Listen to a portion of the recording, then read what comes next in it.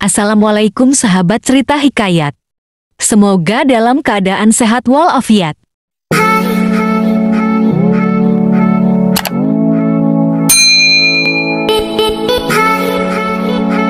Israfil adalah malaikat yang meniup sangkakala pada hari kiamat.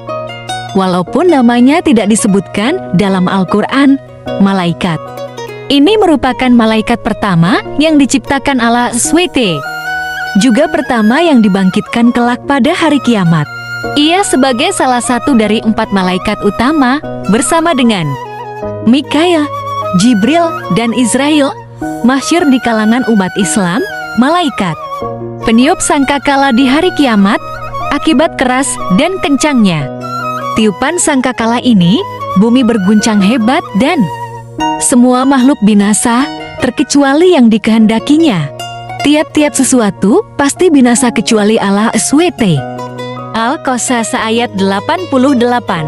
Dahsyatnya tiupan sangkakala malaikat. Israfil juga tertera dalam Al-Quran surah Az-Zumar ayat 68. Dan sangkakala pun ditiup, maka matilah semua makhluk yang di langit dan di bumi kecuali mereka yang dikehendaki Allah SWT. Kemudian ditiup sekali lagi sangkakala itu, maka seketika itu mereka bangun dari kuburnya menunggu keputusan Allah SWT. Dalam ayat lain Allah SWT berfirman, maka apabila sangkakala ditiup sekali tiup, dan diangkatlah bumi dan gunung-gunung, lalu dibenturlah keduanya dengan sekali bentur, maka hari itu terjadilah hari kiamat. Al-Haqqah ayat 13-15. Demikian gambaran ketika malaikat Israfil meniup sangkakala, lantas bagaimana gambaran wujud malaikat Israfil? Abu Al-Far Jamaluddin bin Jauzi menyebutkan dalam kitab Bustanul Wa'izin wa Riyad Al-Sami'in bahwa Israfil adalah malaikat yang sangat besar. Ia memiliki 2 buah sayap yang sangat besar. Satu sayapnya ada di sebelah timur dan satu lagi di sebelah barat. Kakinya berada di lapisan ke-7 bumi yang paling bawah yang jaraknya 500 perjalanan. Sementara itu, 7 lapis langit hanya sampai kedua lututnya.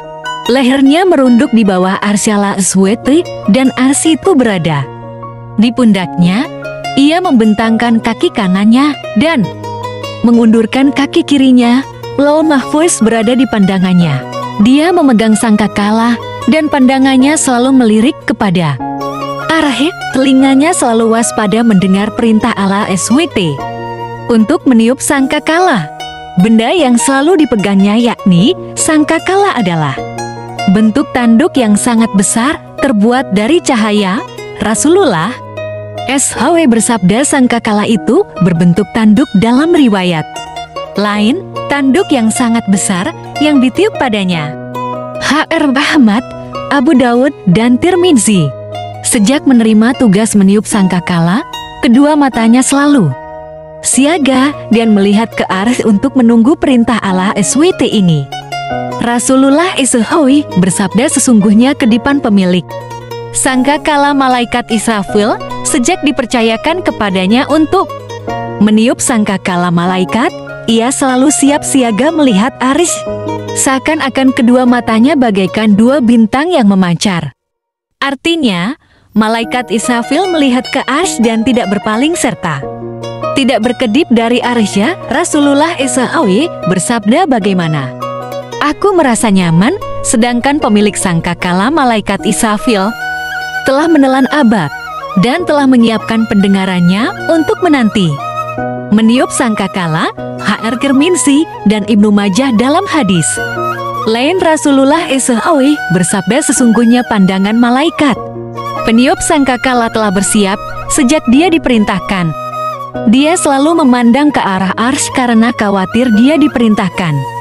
Ketika matanya terkedip, kedua matanya seperti bintang berkilau. H.R. Hakim. Bahkan menurut keterangan hadis yang lain, Rasulullah menerangkan perihal kesiagaan malaikat Israfil akan perintah Allah SWT ini, sehingga sangkakala tersebut telah menempel di mulutnya hingga kini.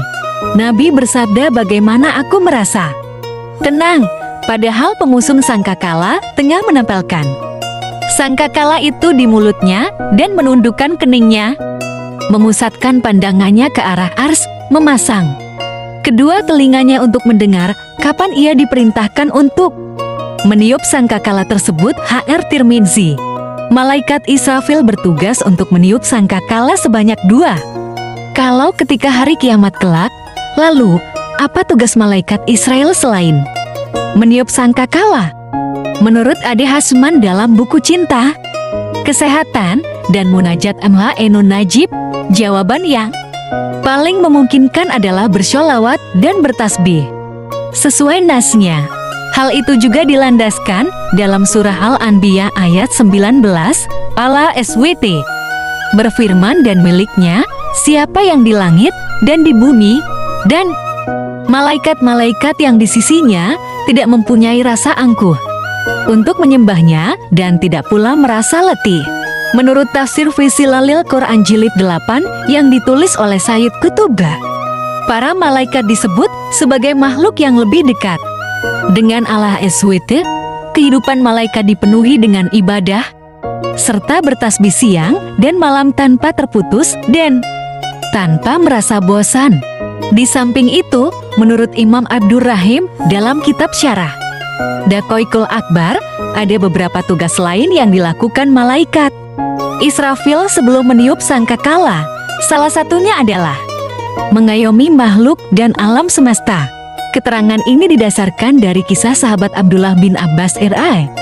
Kisah itu menceritakan malaikat Israfil pernah memohon kepada Allah SWT untuk mendapat kekuatan 7 langit. Namun Allah SWT juga mengabulkan doanya dan ditambah dengan kekuatan 7 bumi. Untuk itu, malaikat Israfil juga tidak hanya meniup sangkakala. Adapun tugas malaikat Israfil dalam memberi tiupan sangkakala tercantum dalam surah Az-Zumar ayat 68, dan sangkakala pun ditiup, maka matilah semua makhluk yang ada di langit dan di bumi yang dikehendaki Allah SWT. Begitulah cerita malaikat Israfil sang peniup sangkakala. Terima kasih. Wassalamualaikum.